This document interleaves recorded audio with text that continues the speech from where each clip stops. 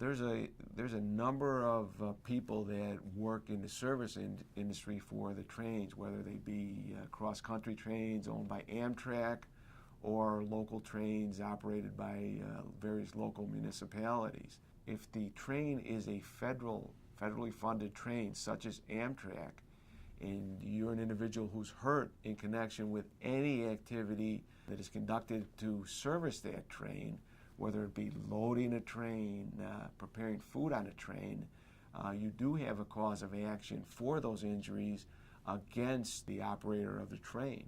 That is actually known under the law as the Federal Employees Liability Act. And under FELA, as we call it, there are numerous theories for which you can get recovery for your injuries. The good thing about knowing that you have a FELA case as opposed to a straight negligence case is that FELA is really enforced on almost a strict liability basis. That means if you're hurt in connection with working or servicing on a train, you are going to be entitled to recovery for your injuries, as opposed to a normal case where you have to prove that someone was at fault or negligent prior to recovery for an injury.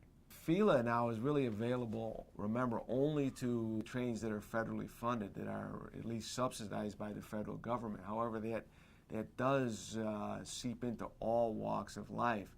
For example, I'll give you an example of a case that I handled where I represented a trucker who was actually unloading his load onto a freight train. And in the course of unloading the load, he threw out his back and suffered a herniated disc, required surgery.